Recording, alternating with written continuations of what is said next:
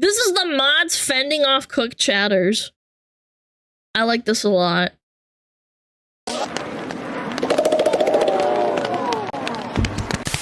So there's a lot of talk about man versus bear. Would you choose the man? Would you choose the bear? How about we talk about that time women chose gorillas?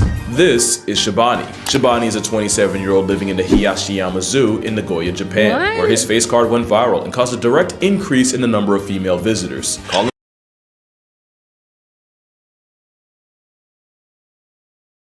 Guys, you can't even say this is a white woman thing. This is in Japan. I'm not gonna say it, but like, why are we doing this to animals? Yeah, why do women simp for monkey? It's an animal, bro! This is a woman thing! George, the way he had these women curious. Last name Clooney, because that's the main guy they compared him to. Oh, and if you couldn't tell, Shibani's also a 400+ pound primate with a perpetual pump. Not only that, he's a loyal— Why women fuck dogs? Why women fuck dogs? husband with 2 wives and children. That's a family man being lusted after. Dude. Some of the words used to describe him were punky, heartthrob, metrosexual. I've never in my life, like, I call my dog handsome and cute, but like, what the fuck? Spornosexual. I didn't even know what that meant. One article even asked, quote, what is spornosexual?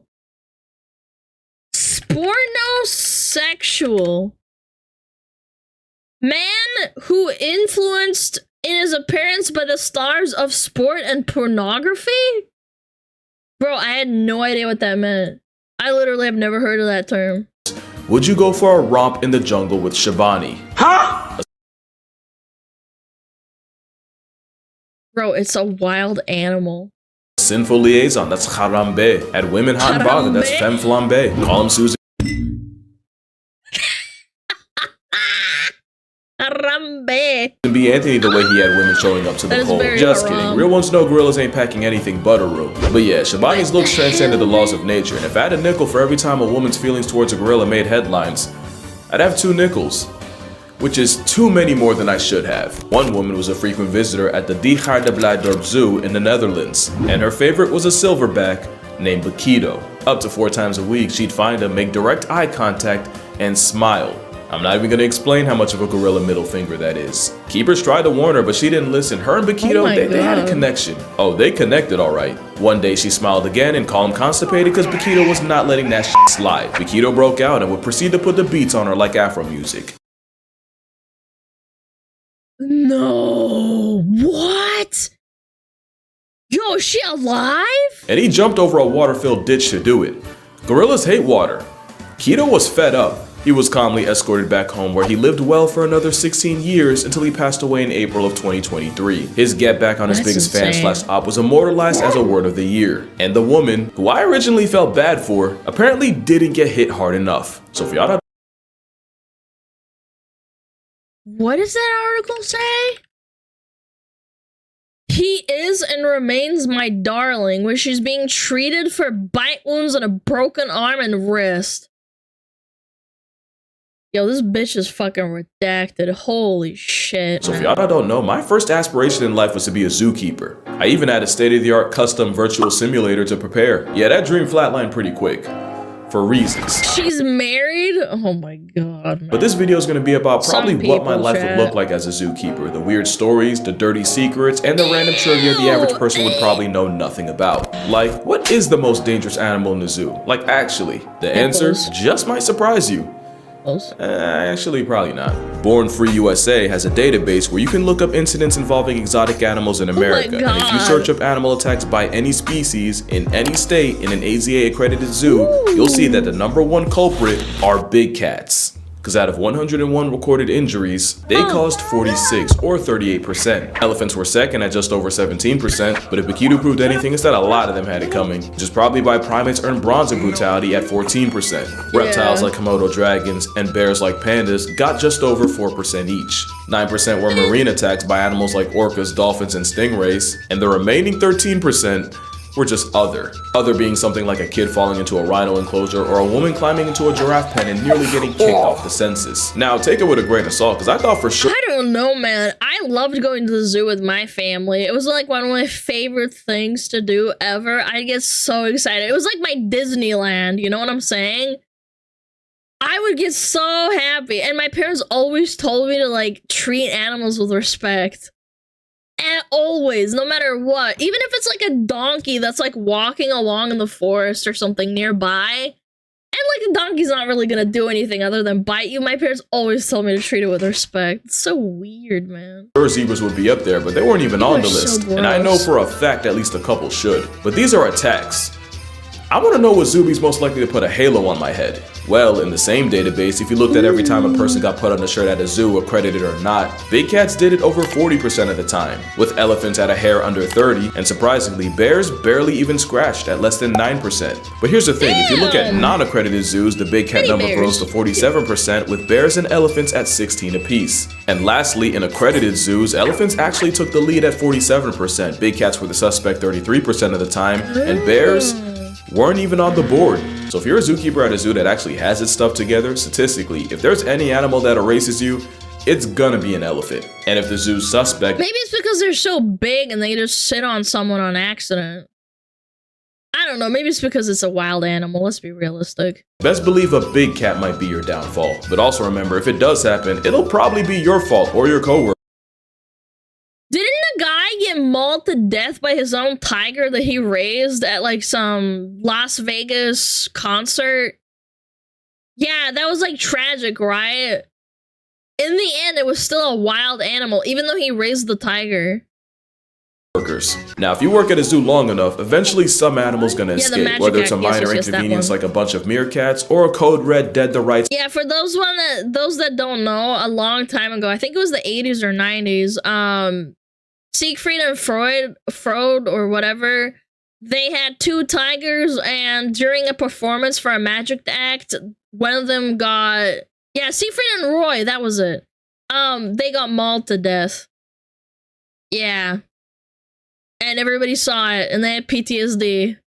And murk on site like a chimpanzee. It's gonna happen, and the best reaction is proaction. So some zoos do escaped animal drills, but instead of actual animals— they didn't get mauled to death? I swear he like died, but I could be wrong. I think he might have gotten really, really fucked up from it. Yeah, it's quite bad. Yeah.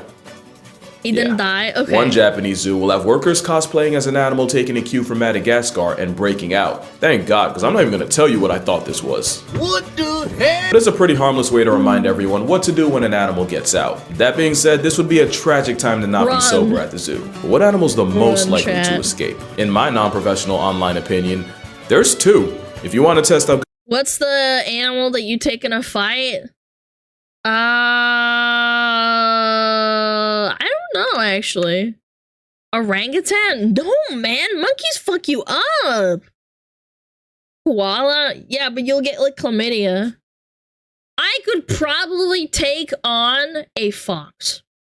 Fox 1v1. The spot is at keeping the animal in, you should probably hire the man of the forest.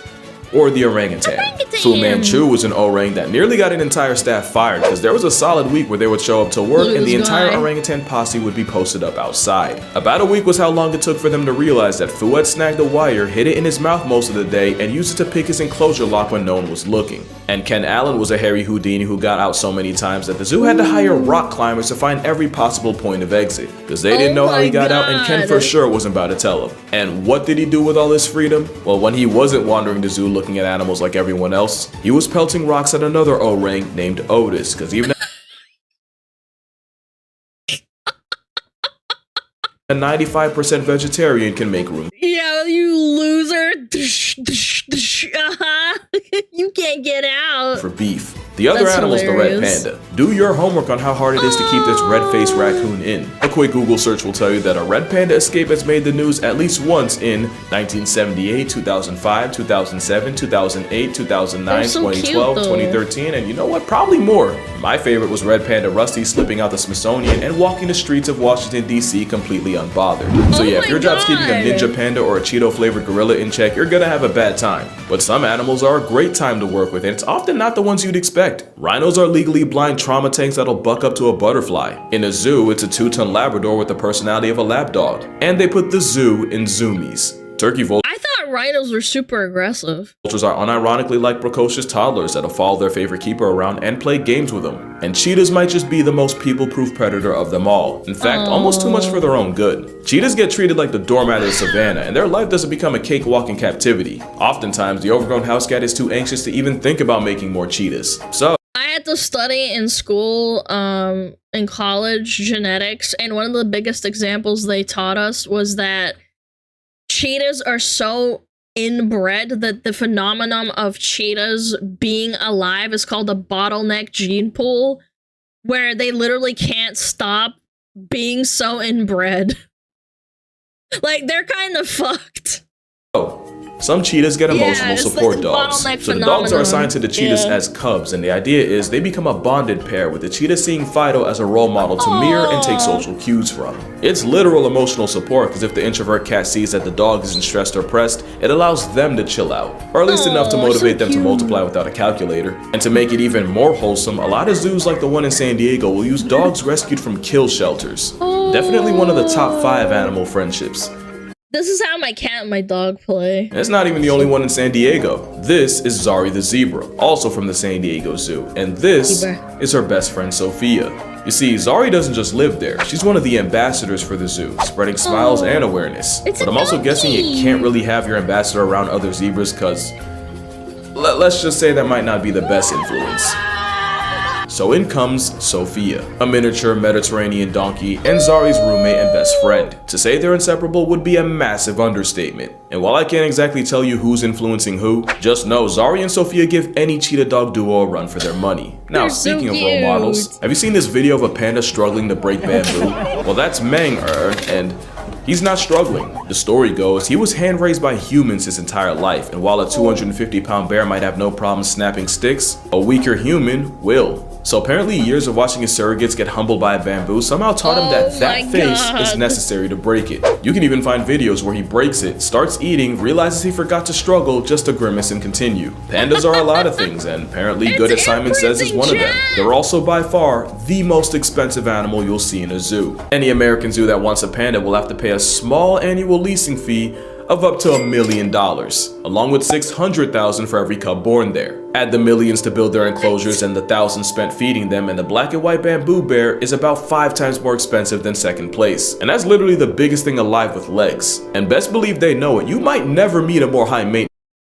This looks like a person in a suit, man. Look at how sassy! It's mammal. In 2014, the Chengdu research base set up a live stream so viewers could watch expecting mother, these names are killing me, Ai Hin bring another panda into the world. It was then cancelled after it was discovered she had faked her pregnancy. Somehow the same animal that got its brain nerfed by nature figured out that if they can play pregnant even after the hormones wear off, they can finesse preferential treatment. And they're not wrong, any future mother pandas are moved to a single with AC, they get round-the-clock care and more fruits and bamboo. Quite frankly, I don't blame the bears for working smarter. But it gets even crazier.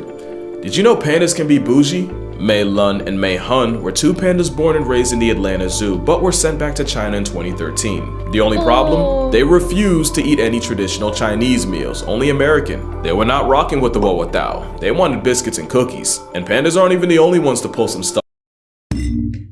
Fat American panda spoiled. It's like a Chinese American baby going back to China to see their parents. They're like, what? I don't want any of this shit.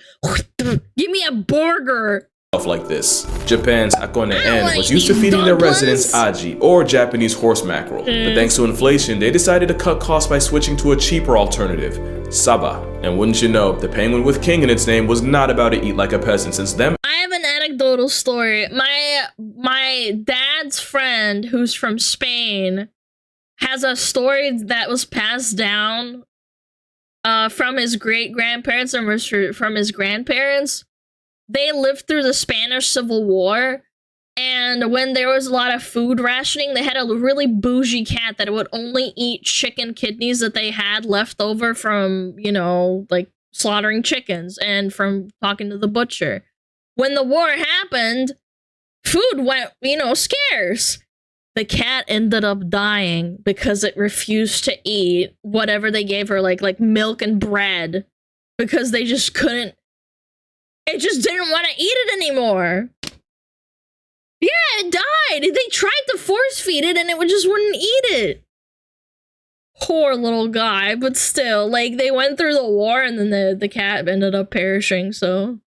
And the otters refuse to substitute. You see, that's the part of zookeeping they don't tell you. All that time spent preparing fish, slaving away while the stench of your profession dents your social life, just for an uppity tuxedo chicken to choose hunger strike. Man, you know they don't get paid enough for that. Literally, the only compromise was mixing the cheap fish with the aji. As you can see, some animals are way more high maintenance than others, but some are too difficult to even exist in zoos. Think about it. Think of all the zoos you've ever been to and try to see if you can come up with any notable absences. Okay, time's up. When's the last time you saw a moose in a zoo? For a lot of y'all, including me, probably never. We've probably seen bison, bears, bobcats, cougars. Y'all know I could speak on wolves, but no moose. Wait, I actually never thought of that. Yeah, moose.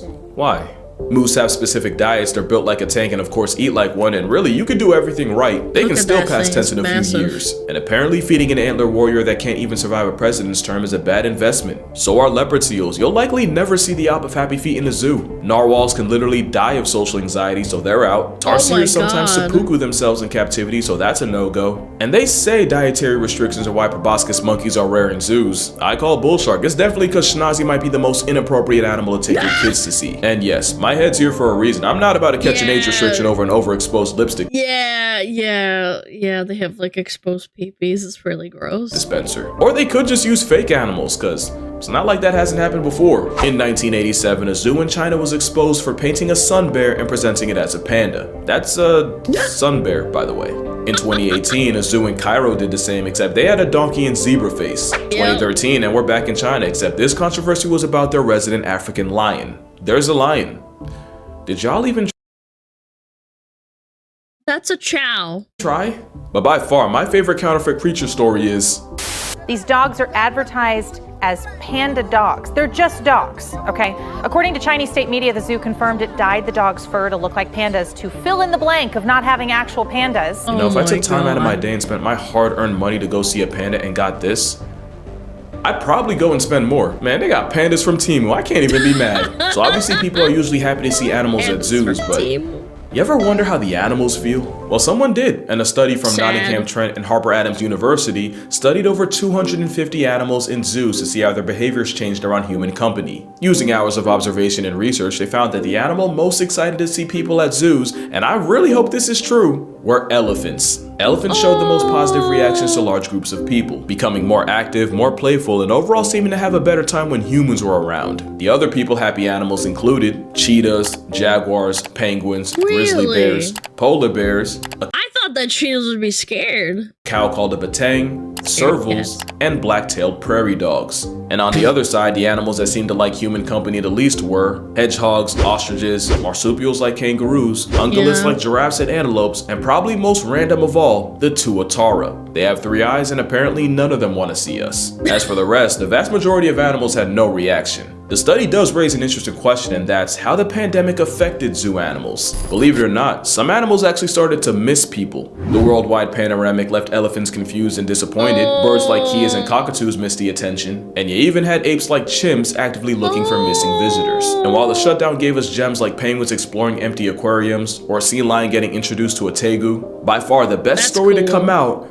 was what happened in a Japanese aquarium. You see, the eels in Tokyo Sumida Aquarium were used to people, but the pandemonium turned them back people shy, and those same eels would now hide in the sand whenever a worker or someone would walk past. The problem is, that made it almost impossible to check up on them and keep them healthy. The solution was the aquarium asked people to FaceTime their eels to refamiliarize them with people, like some exposure therapy. There was a legitimate time where you could have gone on a date with an antisocial eel, and the worldwide Panera brought a lot of bad, but this was definitely a bright spot. But now, zoos are back open, so here's some hacks to get the most out of your experience. Animals are going to be most active on cooler, cloudier days, and they usually peak as soon as the doors open. Also, you're going to want to aim for a random weekday, since the less crowded the better. Try it. If you can be there the next overcast 10 a.m. on a Tuesday, I swear you'll see a different zoo. And if you're a cat person, you might want to wear some Calvin Klein. No, seriously, the Klein is a favorite for cats of all kinds, from cheetahs to cougars, from lions to leopards. In fact, researchers have caught wild jaguars on camera by dousing the trap in obsession for men. So next time you're at the zoo and end up in big cat country, go ahead and spritz some of the Klein and see what happens. But yeah, that's gonna do it for this video. I imagine I'm gonna get a couple comments. It must be some sort of chemical that they put in there. Like as the base. Disappointing to me for not blasting zoos for 15 minutes, that I can't possibly care about animals if I still go to them. Here's my take. I've always said that zoos are capable of a lot of good and a lot of bad, but a lot of them are an invaluable resource for conservation and awareness. And while I agree, there are some species that are just not built for zoos. A majority of them are there because they literally would be worse off in the wild. Przewalski's horse was basically halfway down the grave, but it was the work of zoos that helped bring them back from the brink. Same thing with the California condor, and about a dozen more. And spare a thought for zookeepers. Are overworked, underpaid, usually overqualified. And like I said, the smell isn't just something they leave at the office. Not all zoos are created equal, and it's at best lazy, and at worst almost dangerous to put them all in the same boat. But I'ma stop yapping, drink water, hug your mother, support your local zoo, just make sure it's accredited. Matter of fact, give a zookeeper a hug, who knows how much they need it. And I'ma see y'all in the next one. Bye! I love that.